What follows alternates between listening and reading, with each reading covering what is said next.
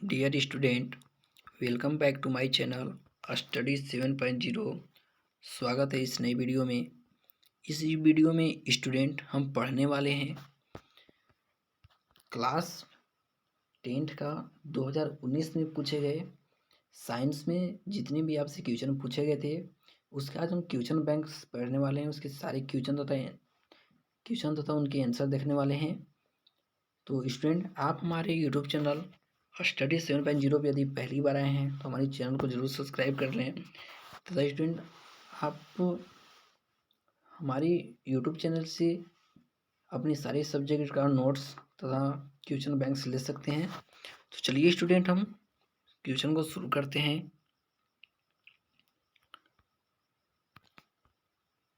हमारी first question है students, इनमें से कौन पादप हार्मोन है? इनमें से कौन पादप हार्मोन है? तो हमारे पास चार ऑप्शन है student. Option number A insulin, option number B thyroxine, option number C oestrogen, option number D cytokinin. तो हमारा राइट आंसर हो जाएगा option number D cytokinin. Clear. Next question हमारा है, सुरंगम किस राज्य की जल संग्रह व्यवस्था है? सुरंगम किस राज्य की जल संग्रह व्यवस्था है? हमारे पास चार ऑप्शन है। Option number A Himachal Pradesh, option number B Tamil Nadu, option number C Kerala, option number D Karnataka. तो यहाँ से हमारा राइट आंसर हो जाएगा ऑप्शन नंबर सी केरल। सुरंगम केरल राज्य की जल संग्रह व्यवस्था है। कहाँ की व्यवस्था है? केरल राज्य की जल संग्रह व्यवस्था है। नेक्स्ट क्वेश्चन नंबर 3, दांतों को साफ करने के लिए दंत मंजन प्रायः होता है। दांतों को साफ करने के लिए दंत मंजन प्रायः होता है। चार ऑप्शन है, क्षारीय, अम्लीय, लवंग युक्त और इनमें से कोई नहीं। तो हमारा राइट आंसर हो जाएगा ऑप्शन नंबर ए क्षारीय। ठीक है, राइट आंसर यहाँ से हमारा हो जाएगा ऑप्शन नंबर ए क्षारीय। दांतों को साफ करने के लिए दंत मंजन क्षारीय होता है। क्लियर। नेक्स्ट क्वेश्चन नंबर 4, किसी लेंस द्वारा उत्पन्न आवर्धन का एसआई मात्रक क्या है? किसी लेंस द्वारा उत्पन्न आवर्धन की एसआई मात्रक क्या है? हमारे पास चार ऑप्शन है। Option number A metre, option number B centimetre, option number C millimetre, option number D मात्रक विहीन। हमारा राइट आंसर हो जाएगा ऑप्शन नंबर डी मात्रक विहीन। ठीक है। नेक्स्ट क्वेश्चन को देखते हैं। क्वेश्चन नंबर 5, क्लोरीन के परमाणु की ब्राह्मतम कक्षा में इलेक्ट्रॉनों की संख्या कितनी होती है? चार ऑप्शन है हमारे पास। Option number 1 5, option number B 6, option number C 7 और ऑप्शन नंबर डी 8। ठीक है, हमारा राइट आंसर हो जाएगा ऑप्शन नंबर सी 7। क्लोरीन की परमाणु की ब्राह्मतम कक्षा में 7 इलेक्ट्रॉन होते हैं। क्लियर है। नेक्स्ट क्वेश्चन चलते हैं। Question number 6। क्वेश्चन नंबर 6 हमारा है, कौन सा हाइड्रोकार्बन सबसे सरल यौगिक है? कौन सा हाइड्रोकार्बन सबसे सरल यौगिक है? हमारे पास चार ऑप्शन है। Option number A methane, option number B ethane, option number C propane, option number D butane. ठीक है, तो हमारा राइट आंसर हो जाएगा option number A methane. Methane is right number. Clear है। नेक्स्ट क्वेश्चन को देखते हैं। Question number 7। क्वेश्चन नंबर 7 हमारा है, निम्न में से कौन सा संबंध सत्य है? मेरे पास चार ऑप्शन है। Option number A V = I/R, option number B V = R/I, option number C V = IR, option number D V = IR²। तो हमारा राइट आंसर हो जाएगा ऑप्शन नंबर सी, V बराबर IR, यह ओम के नियम से है। ठीक है, कहाँ से? ओम के नियम से है। नेक्स्ट क्वेश्चन चलते हैं, क्वेश्चन नंबर 8। क्वेश्चन नंबर 8 हमारा है, किसी कोश में इलेक्ट्रॉनों की अधिकतम संख्या होती है। किसी कोश में इलेक्ट्रॉनों की अधिकतम संख्या होती है। हमारे पास 4 ऑप्शन है। ऑप्शन नंबर ए n का square, option number B 2n का स्क्वायर, ऑप्शन नंबर सी 3n का square, option number D 4n का स्क्वायर। ठीक है, तो हमारा राइट आंसर हो जाएगा ऑप्शन नंबर बी 2n का स्क्वायर। ठीक है, 2n का स्क्वायर हमारा राइट आंसर हो जाएगा। इसके बाद नेक्स्ट क्वेश्चन हम लोग चलते हैं, क्वेश्चन नंबर 9। क्वेश्चन नंबर 9 हमारा है, निम्न में से कौन बौने पौधे को दर्शाता है।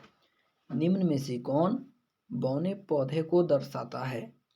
मेरे पास 4 ऑप्शन है। ऑप्शन नंबर ए बड़ा टी एवं छोटा टी, ऑप्शन नंबर डी छोटा टी एवं बड़ा टी, ऑप्शन नंबर सी दोनों छोटा टी, या ऑप्शन नंबर डी दोनों बड़ा टी। तो इसका राइट आंसर हो जाएगा ऑप्शन नंबर सी, जो दोनों जो छोटे टी होते हैं वे बौने पौधे को दर्शाते हैं। क्लियर है। क्वेश्चन नंबर 10, मेरुरज्जु निकलता है। मेरुरज्जु निकलता है। ऑप्शन नंबर ए प्रमस्तिष्क से, ऑप्शन नंबर बी अनुमस्तिष्क से, ऑप्शन नंबर सी पॉन्स से, ऑप्शन नंबर डी मेडुला से। इसका राइट आंसर हो जाएगा ऑप्शन नंबर डी मेडुला से। Clear. Next question, question number 11। Question number 11 है, किसी अंतरिक्ष यात्री को आकाश कैसा प्रतीत होता है। किसी अंतरिक्ष यात्री को आकाश कैसा प्रतीत होता है। ऑप्शन नंबर ए काला, ऑप्शन नंबर बी नीला, ऑप्शन नंबर सी लाल, या ऑप्शन नंबर डी इनमें से कोई नहीं। तो किसी अंतरिक्ष यात्री को आकाश काला प्रतीत होता है। कैसा प्रतीत होता है? काला प्रतीत होता है। तो ऑप्शन नंबर ए हमारा राइट हो जाएगा, किसी अंतरिक्ष यात्री को आकाश काला प्रतीत होता है। तो ऑप्शन नंबर ए सही हो जाएगा। इसके बाद नेक्स्ट क्वेश्चन, क्वेश्चन नंबर 12, रुधिर का कौन सा अवयव रक्तस्राव को रोकने में मदद करता है। ठीक है, हमारे पास 4 ऑप्शन है। ऑप्शन नंबर पहला लसिका, option number B plasma, option number C platelets, या ऑप्शन नंबर डी इनमें से कोई नहीं। इसका राइट आंसर हो जाएगा ऑप्शन नंबर सी प्लेटलेट्स। ठीक है, नेक्स्ट क्वेश्चन हम लोग देख लेते हैं, क्वेश्चन नंबर 13, एल्केन का सामान्य सूत्र है। एल्केन का सामान्य सूत्र है। तो हमारे पास 4 ऑप्शन है। Option number A CnH2n+2, option number B CnH2n, option number C CnH2n-1, option number D CnH2n-2। Clear. इसका राइट आंसर हो जाएगा option number A CnH2n+2। Alkene का सामान्य सूत्र होता है CnH2n+2। नेक्स्ट क्वेश्चन को चलते हैं, क्वेश्चन नंबर 14, निम्न में से कौन सा पर्यावरण अनुकूलन नहीं है। निम्न में से कौन सा पर्यावरण अनुकूलन नहीं है। पहला ऑप्शन पैदल चलना, ऑप्शन नंबर बी साइकिल से चलना, ऑप्शन नंबर सी मोटरसाइकिल से चलना, ऑप्शन नंबर डी इनमें से कोई नहीं। हमारा राइट आंसर हो जाएगा ऑप्शन नंबर सी मोटरसाइकिल से चलना। ठीक है, option number C right answer. Next question, question number 15, oxygen के 2 परमाणुओं के बीच कितने आबंध बनते हैं। ऑक्सीजन के दो परमाणुओं के बीच कितने आबंध बनते हैं? ऑप्शन नंबर ए एक आबंध, ऑप्शन नंबर बी द्विआबंध, ऑप्शन नंबर सी त्रिआबंध या ऑप्शन नंबर डी इनमें से कोई नहीं। हमारा राइट आंसर हो जाएगा ऑप्शन नंबर बी द्विआबंध। कितने आबंध बनते हैं? द्विआबंध बनते हैं। नेक्स्ट क्वेश्चन नंबर 16 स्वपोषी पोषण के लिए आवश्यक है। ठीक है, स्वपोषी पोषण के लिए आवश्यक है। हमारे पास चार ऑप्शन है। ऑप्शन नंबर ए पर्ण रहित, ऑप्शन नंबर बी सूर्य का प्रकाश, option number C carbon dioxide, option number D इनमें से सभी। इसका राइट आंसर हो जाएगा ऑप्शन नंबर डी इनमें से सभी। स्वपोषी हमारे जितने भी हैं ये चारों हमें आवश्यक है। ठीक है, next question number 17। Question number 17 हमारा है नेत्र में प्रवेश करने वाली प्रकाश किरणों का अधिकांश अपवर्तन कहाँ होता है? नेत्र में प्रवेश करने वाली प्रकाश किरणों का अधिकांश अपवर्तन कहाँ होता है? ऑप्शन नंबर ए कॉर्निया के बाहरी पृष्ठ पर, ऑप्शन नंबर बी अभिनेत्र लेंस पर, ऑप्शन नंबर सी नेत्रोड में या ऑप्शन नंबर डी दृष्टिपटल पर। तो इसका राइट आंसर हो जाएगा ऑप्शन नंबर ए कॉर्निया के बाहरी पृष्ठ पर। ठीक है, इसके बाद नेक्स्ट क्वेश्चन नंबर 18 ओजोन परत किस हानिकारक विकिरण से पृथ्वी को सुरक्षा प्रदान करती है? ठीक है, हमारे पास चार ऑप्शन हैं। ऑप्शन नंबर ए अवरक्त विकिरण, ऑप्शन नंबर बी तापीय विकिरण, ऑप्शन नंबर सी पैरा बैगनी विकिरण और ऑप्शन नंबर डी इनमें से कोई नहीं। तो हमारा राइट आंसर हो जाएगा ऑप्शन नंबर सी पराबैंगनी विकिरण। किससे हमें सुरक्षा प्रदान करती है? पराबैंगनी विकिरण से। इसके बाद नेक्स्ट क्वेश्चन नंबर 19 निम्न में से कौन सा स्वच्छ ऊर्जा स्रोत है? निम्न में से कौन सा स्वच्छ ऊर्जा स्रोत है? चार ऑप्शन है हमारे पास कोयला, लकड़ी, प्राकृतिक गैस, इनमें से सभी। ठीक है, तो हमारा राइट आंसर हो जाएगा ऑप्शन नंबर सी प्राकृतिक गैस।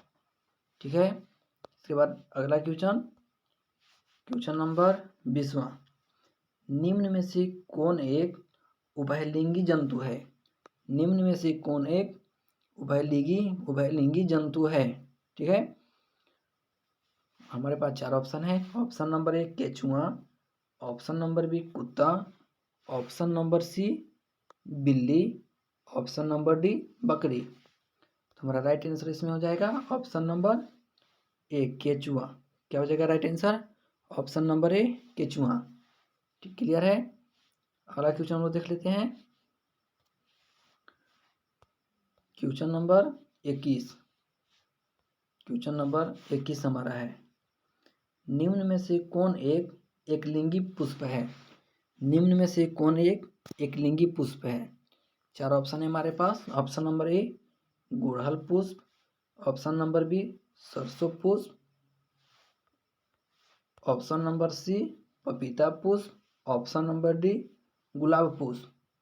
ठीक है, तो इसका राइट आंसर हो जाएगा ऑप्शन नंबर सी पपीता पुष्प। राइट आंसर क्या हो जाएगा? ऑप्शन नंबर सी पपीता पुष्प। नेक्स्ट क्वेश्चन देखते हैं। क्वेश्चन नंबर 22 कौन सा अधातु कमरे के ताप पर तरल अवस्था में पाया जाता है? कौन सा अधातु कमरे के ताप पर तरल अवस्था में पाया जाता है? हमारे पास चार ऑप्शन है। ऑप्शन नंबर ए मरकरी या पारा, option number B bromine, option number C sulphur और option number D sodium. Clear है, तो इसका राइट आंसर हो जाएगा option number B bromine. Bromine इसका राइट आंसर हो जाएगा। ठीक है। इसके बाद नेक्स्ट क्वेश्चन हम लोग चलते हैं। Question number 23।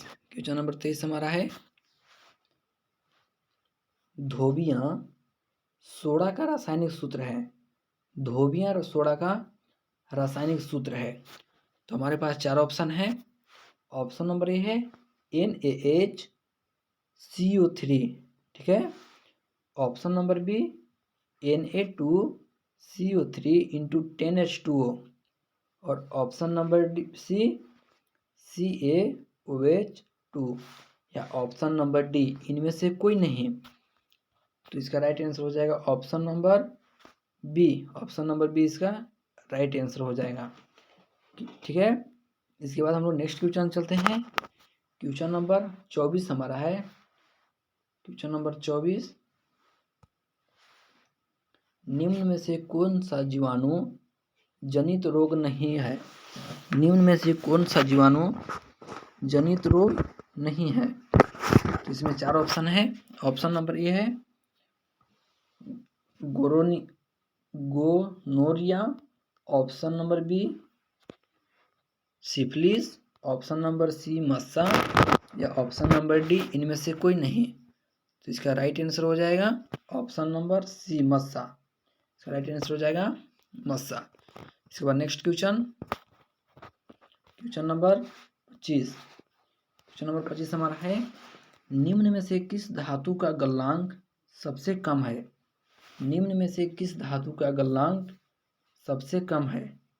हमारे पास चार ऑप्शन है। Option number 1 aluminium, option number B Na, option number C Cu और ऑप्शन नंबर डी Fe। इसका राइट आंसर हो जाएगा option number B Na। Na का गलनांक सबसे कम होता है, ठीक है। इसके बाद हम लोग देखते हैं नेक्स्ट क्वेश्चन। क्वेश्चन नंबर 26, रासायनिक अभिक्रिया के दौरान किसी पदार्थ में ऑक्सीजन का योग कहलाता है, ठीक है।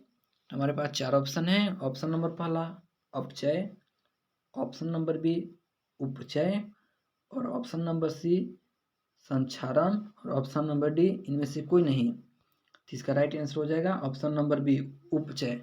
क्या कहलाता है, उपचय कहलाता है, क्लियर है।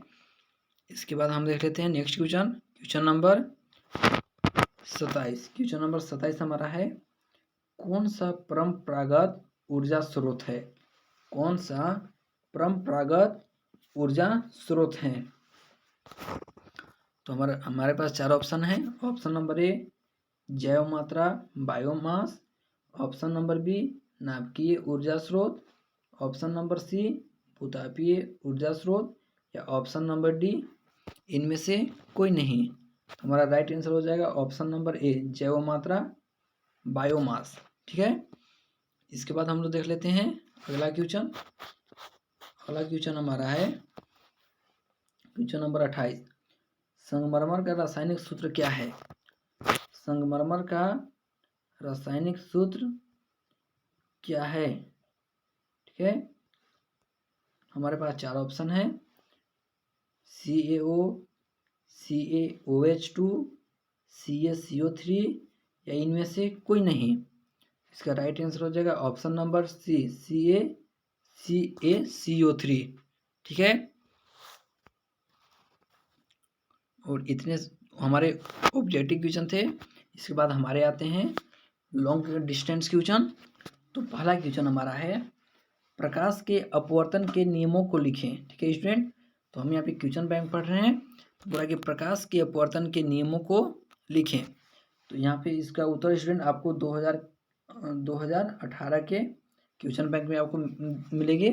तो प्रकाश के अपवर्तन के नियम यदि आपको याद ना हो तो आप कमेंट लिखें। हम आपको प्रकाश के अपवर्तन के नियम की वीडियो बनाकर अपलोड करेंगे। इसके बाद next question number second. Question number second हमारा है क्वेश्चन नंबर सेकेंड, नेत्र की असमंजन क्षमता से क्या अभिप्राय है। नेत्र की असमंजन क्षमता से क्या अभिप्राय है। तो इसका उत्तर होगा नेत्र लेंस की वह क्षमता जिसके कारण वह अपनी फोकस दूरी को समायोजित कर लेता है, असमंजन क्षमता कहलाती है। नेत्र की असमंजन क्षमता 4 डायोप्टर है। कितनी है? 4 डायोप्टर है। इसके बाद नेक्स्ट क्वेश्चन देखते हैं, क्वेश्चन नंबर 3। घरेलू विद्युत परिपथों में श्रेणीक्रम संयोजन का उपयोग क्यों नहीं किया जाता है? ठीक है, तो इसका हम लोग यहाँ पे देख लेते हैं आंसर। इसका राइट आंसर हो जाएगा, इसका उत्तर हो जाएगा श्रेणीक्रम संयोजन में विद्युत धारा के प्रवाह के लिए केवल एक ही पथ होता है। यदि ऐसे परिपथ में लगे उपकरणों में से कोई एक उपकरण खराब हो जाए तो परिपथ में विद्युत धारा का प्रवाह रुक जाएगा। यही कारण है कि घरेलू विद्युत परिपथों में श्रेणीक्रम संयोजन का उपयोग नहीं किया जाता है। ठीक है, इसके बाद हम लोग देखते हैं next question, question number 4। Question number 4 हमारा है, सूर्योदय के समय सूर्य रक्ताभ क्यों प्रतीत होता है? ठीक है, सूर्योदय के समय सूर्य में लाल क्यों दिखाई देता है, क्यों प्रतीत होता है? तो इसका जो आंसर है वो आपको 2018 के क्वेश्चन बैंक में प्रश्न संख्या 2 में मिलेंगे। ठीक है, तो आप 2018 वाला जो क्वेश्चन बैंक है उसको एक बार देख लें। इसके बाद हम देखते हैं next question, question number 5। Question number 5 हमारा है, बोल रहा है 5.0 सेंटीमीटर लंबाई का कोई प्रतिबिंब 30 सेंटीमीटर वक्रता त्रिज्या के किसी उत्तल दर्पण के सामने 20 सेंटीमीटर दूरी पर रखा गया है। प्रतिबिंब की स्थिति, प्रकृति और साइज ज्ञात कीजिए। ठीक है, तो आपको दर्पण सूत्र पता है, 1/f = 1/v+1/u। तो यहाँ से आपको निकाल लेनी है और यहाँ से आपको इसको हल करना है, तो आपका आंसर आ जाएगा 2.1 सेंटीमीटर। क्लियर है? नेक्स्ट क्वेश्चन चलते हैं, क्वेश्चन नंबर 6। क्वेश्चन नंबर 6 हमारा है, फ्लेमिंग के वाम हस्त नियम को लिखें।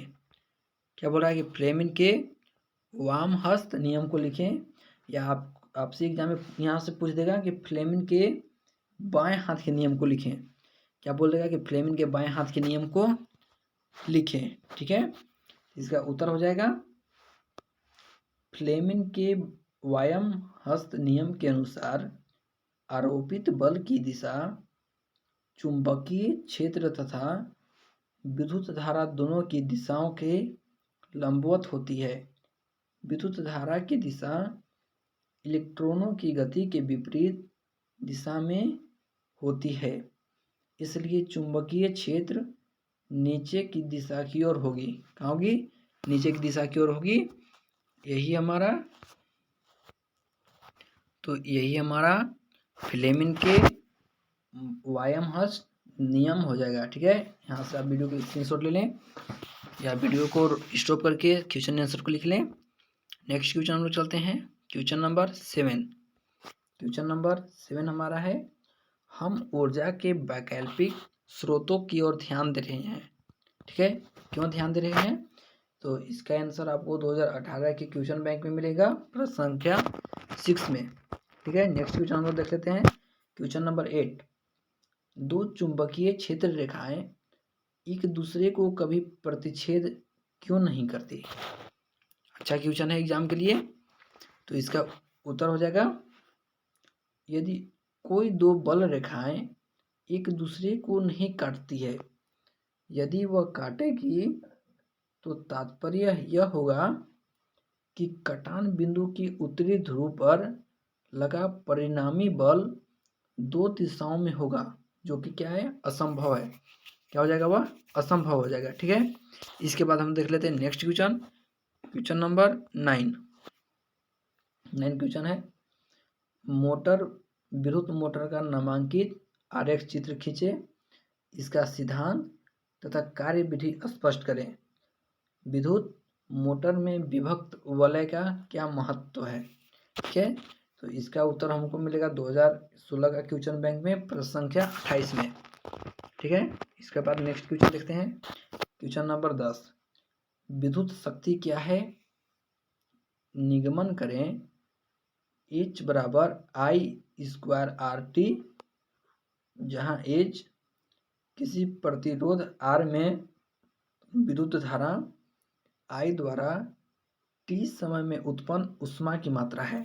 ठीक है, T समय में उत्पन्न ऊष्मा की मात्रा है। तो इसका भी आंसर हमको मिलेगा 2018 में क्वेश्चन बैंक वाला आप वीडियो देखें, जो कि प्रश्न संख्या 7 में इसका आंसर मिल जाएगा। इसके बाद हम लोग देख लेते हैं next question, question number 11। Question number 11 हमारा है स्टूडेंट, क्वेश्चन नंबर 11 बोल रहा है, जब लोहे की कील को कॉपर सल्फेट में डुबोया जाता है तो विलयन का रंग क्यों बदल जाता है? ठीक है, जब कील को कॉपर सल्फेट में डुबाया जाता है तो विलयन का रंग क्यों बदल जाता है? तो इसका उत्तर हो जाएगा, लोहे की कील को कॉपर सल्फेट के विलयन में डालने पर विलयन का रंग बदल जाता है, क्योंकि लोहा कॉपर सल्फेट के विलयन से कॉपर विस्थापित हो जाता है। ठीक है, तो जैसे Fe प्लस CuSO4, तो हमें क्या प्राप्त होता है? FeSO4 plus Cu। Clear. Next question, question number 12वां क्वेश्चन है, अवक्षेपण अभिक्रिया से आप क्या समझते हैं? अवक्षेपण अभिक्रिया से आप क्या समझते हैं? तो इसका भी उत्तर आपको 2018 का क्वेश्चन बैंक में मिलेगा, जो कि प्रश्न संख्या 8 में है। नेक्स्ट क्वेश्चन, क्वेश्चन नंबर 13, जल की अनुपस्थिति में अम्ल का व्यवहार अम्लीय क्यों नहीं होता है? ठीक है, तो इसका स्टूडेंट जो आंसर है वो आपको 2018 के क्वेश्चन बैंक में मिलेंगे, जो कि प्रश्न संख्या 9 में है। ठीक है, नेक्स्ट क्वेश्चन, क्वेश्चन नंबर 14, निम्न अभिक्रिया के लिए संतुलित रासायनिक समीकरण लिखिए। ठीक है, पहला जो है क्वेश्चन है ऑप्शन नंबर ए, तनु सल्फ्यूरिक अम्ल जिंक के साथ अभिक्रिया करता है। तो जब तनु सल्फ्यूरिक अम्ल जिंक के साथ अभिक्रिया करता है, इसका रासायनिक समीकरण हो जाएगा Zn प्लस H2SO4, हमें प्राप्त होगा ZnSO4 प्लस H2। ठीक है, इसके बाद ऑप्शन नंबर बी देख लेते हैं, तनु हाइड्रोक्लोरिक अम्ल मैग्नीशियम पट्टी के साथ अभिक्रिया करता है। जब तनु हाइड्रोक्लोरिक अम्ल मैग्नीशियम पट्टी के साथ अभिक्रिया करता है तो उसका रासायनिक हो जाएगा 2HCl प्लस Mg, हमें प्राप्त होगा MgCl2 प्लस H2, हमें प्राप्त हो जाएगा MgCl2 प्लस H2। इसके बाद चलते हैं question number, next question, question number 15। Question number 15 हमारा है, धातु जब जल के साथ अभिक्रिया करती है तो क्या होगा? धातुएं जब जल के साथ अभिक्रिया करती है तो क्या होगा? तो इसका भी आंसर में मिल जाएगा कहाँ पे? आंसर में 2014 के क्वेश्चन बैंक में मिलेगा, जो कि प्रश्न संख्या 19 में है। Clear. Next question, question number 16, समजातीय श्रेणी क्या है? उदाहरण के साथ समझाइए। तो इसका भी उत्तर हमें मिल जाएगा 2016 के क्वेश्चन बैंक में, जो ये प्रश्न संख्या 18 में है। ठीक है, नेक्स्ट क्वेश्चन, क्वेश्चन नंबर 17, संयोजकता से आप क्या समझते हैं? सेकेंड क्वेश्चन ऑप्शन है मैग्नीशियम की संयोजकता लिखें। ठीक है, तो इसका उत्तर हो जाएगा ऑप्शन नंबर ए का उत्तर, किसी तत्व की संयोजकता प्रायः संयोजी इलेक्ट्रॉनों की संख्या को 8 में से घटाने पर प्राप्त होता है। ठीक है, और ऑप्शन नंबर बी का आंसर हो जाएगा, मैग्नीशियम की संयोजकता 12 होती है, जिसका इलेक्ट्रॉनिक विन्यास 2 8 8 2 होते हैं। कितना होते हैं? 2 8 8 2 होते हैं। इसके बाद नेक्स्ट क्वेश्चन को चलते हैं। नेक्स्ट क्वेश्चन हमारा है क्वेश्चन नंबर 18, बोला है कि निम्नलिखित यौगिकों का संरचना सूत्र लिखें। निम्नलिखित यौगिकों का संरचना सूत्र लिखें। पहला है मीथेन, सेकेंड है इथेन, थर्ड है प्रोपेन, फोर्थ है ब्यूटेन और पांचवा है पेंटेन। ठीक है, तो आपको यहाँ पे हम दिखा रहे हैं संरचना सूत्र। पहला जो संरचना सूत्र है वह मीथेन का, सेकेंड में है इथेन का, और थर्ड में है प्रोपेन का, और फोर्थ में है ब्यूटेन का। ठीक है, तो आप यहाँ से इसको स्क्रीनशॉट ले लें या अपने नोट कॉपी पे इसको ड्रॉ कर लें। इसके बाद नेक्स्ट क्वेश्चन, अब यहाँ पे हम देख लेते हैं पेंटेन का। तो ये हमारा है पेंटेन का संरचना सूत्र। क्लियर, तो आप इसको अपने नोट कॉपी पे ड्रॉ कर लें। नेक्स्ट क्वेश्चन चलते हैं, क्वेश्चन नंबर 19।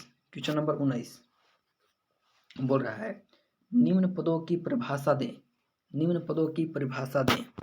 4-5 है हमारे पास, खनिज, अयस्क, गैंग, निस्तापन और भर्जन। ये पांचों जो हैं इनकी आपको परिभाषा लिखनी है, इसकी डिफिनेशन लिखनी है। ठीक है, तो पहले हम देख लेते हैं किसका, खनिज का। पहले हम देखते हैं खनिज का। खनिज क्या है, धातु या उनके यौगिकों से युक्त वैसी प्राकृतिक पदार्थ जो पृथ्वी पर या पृथ्वी तल के नीचे पाए जाते हैं खनिज कहलाते हैं। क्लियर, नेक्स्ट चलते हैं। नेक्स्ट हमारा है अयस्क किसे कहते हैं। अयस्क क्या है, अयस्क क्या है, अयस्क किसे कहते हैं, वैसे खनिज जिनसे धातुओं को सुगमता पूर्वक एवं कम खर्च में प्राप्त किया जाता है अयस्क कहलाते हैं। क्लियर, थर्ड हम देखेंगे। थर्ड, गैंग क्या है। गैंग खानों से प्राप्त अयस्क में अशुद्धियां के रूप में मिश्रित पत्थर के छोटे छोटे टुकड़े, बालू या मिट्टी जैसे बेकार पदार्थ को गैंग कहते हैं। ठीक है, बेकार पदार्थ को गैंग कहते हैं।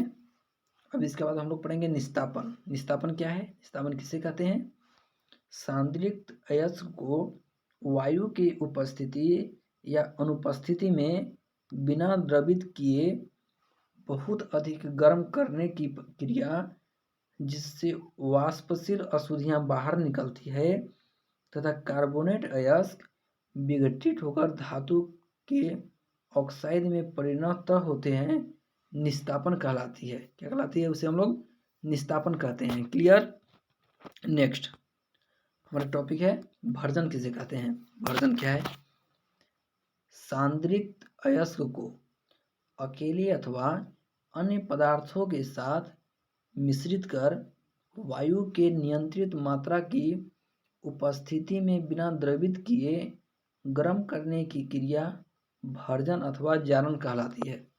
ठीक है, क्लियर है। नेक्स्ट क्वेश्चन चलते हैं, क्वेश्चन नंबर 20। क्वेश्चन नंबर 20 हमारा है धमनी और सिरा में दो अंतर बताइए। तो इसका उत्तर स्टूडेंट आप लोग को 2014 के क्वेश्चन बैंक में 29वां नंबर पे मिलेगा। Clear, next question, question number 21 पाचक एंजाइमों का क्या कार्य है। पाचक एंजाइम का क्या कार्य है, इसका उत्तर हो जाएगा पाचक एंजाइम खाए भोजन के पाचन में तंत्र को सहूलियत प्रदान करते हैं। इससे भोजन के सभी अवयवों का सही से पाचन होता है। क्लियर है, नेक्स्ट क्वेश्चन देखते हैं, क्वेश्चन नंबर 22 पादप में जल और खनिज लवण का वहन कैसे होता है। पादप में जल और खनिज लवण का वहन कैसे होता है, इसका उत्तर हो जाएगा पादपों के जड़ों में जाइलम एवं फ्लोएम ऊतक पाए जाते हैं। जाइलम से जल का वहन एवं फ्लोएम से खनिज लवण का वहन होता है। जड़ के पास नमी मौजूद रहती है। इस नमी को ये दोनों ऊतकों के माध्यम से जड़ें सोख कर पौधों में परिवहन करती है। ठीक है, क्लियर है। Next question, question number 23। Question number 23 हमारा है पादप में प्रकाश अनुवर्तन किस प्रकार होता है। तो इसका उत्तर हो जाएगा प्रकाश की दिशा में पौधे के प्रोह तंत्र का वृद्धि करना ही प्रकाशानुवर्तन कहलाता है। इस प्रकार की गति तने के शीर्ष भाग या पत्तियों में स्पष्ट दिखती है। क्लियर है। नेक्स्ट क्वेश्चन, क्वेश्चन नंबर 24 मादा जनन तंत्र का नामांकित चित्र बनाइए। तो यहाँ पे मादा जनन का नामांकित चित्र बना हुआ है। आप वीडियो को स्टॉप करके या इसकी स्क्रीनशॉट ले लें। क्लियर है। नेक्स्ट क्वेश्चन में चलते हैं। Question number 25। क्वेश्चन नंबर 25 हमारा है, हम यह कैसे जान पाते हैं कि जीवाणु कितने पुराने हैं। हम यह कैसे जान पाते हैं कि जीवाणु कितने पुराने हैं। ठीक है, तो इसका उत्तर हो जाएगा कार्बन डेटिंग पद्धति द्वारा हम जान पाते हैं कि जीवाश्म कितने पुराने हैं। इस पद्धति से जीवाश्मों की आयु की गणना संभव है। ठीक है। इसके बाद नेक्स्ट क्वेश्चन नंबर 26। ओजोन परत की क्षति हमारे लिए चिंता का विषय क्यों है। ओजोन परत की क्षति हमारे लिए चिंता का विषय क्यों है। इसका उत्तर हो जाएगा ओजोन परत धरती को इंफ्रारेड किरणों एवं विकिरणों से सुरक्षा प्रदान करती है। ओजोन परत में क्षय इस हानिकारक किरणें पृथ्वी पर पहुंच जाएगी। इससे कैंसर का खतरा एवं धरती के ताप में चरण वृद्धि की आशंका बढ़ जाएगी। अतः यह चिंता का विषय है। क्लियर है यहाँ तक। नेक्स्ट क्वेश्चन में चलते हैं। Question number 27। क्वेश्चन नंबर 27 हमारा है, एक तंत्रिका कोशिका न्यूरॉन की नामांकित संरचना बनाइए तथा इनके कार्यों का वर्णन कीजिए। ठीक है, तो यहाँ पे इसका उत्तर हो जाएगा, इसके जो उत्तर है वो आपको 2018 के क्वेश्चन बैंक में प्रश्न संख्या 21 में मिलेंगे। क्लियर है। नेक्स्ट क्वेश्चन में चलते हैं। Question number 28। क्वेश्चन नंबर 28 हमारा है, मानव श्वसन तंत्र का स्वच्छ नामांकित चित्र खींचें एवं उसके कार्यों का वर्णन करें। ठीक है स्टूडेंट, तो यहाँ पे मानव श्वसन तंत्र का नामांकित चित्र बनाया हुआ है। हम यहाँ से इसकी स्क्रीनशॉट ले लें तो अपने नोटबुक पे इसको ड्रॉ कर लें। और जैसे यहाँ पे लिखा है नासाद्वार, मुख गुहा, ग्रसनी, कंठ, श्वास नली, उपास्थि वलय, श्वसनिकाएं, श्वसनी, ये सारे चीज़ आपको लिखनी है, तभी आपको एग्जाम में नंबर मिलेंगे।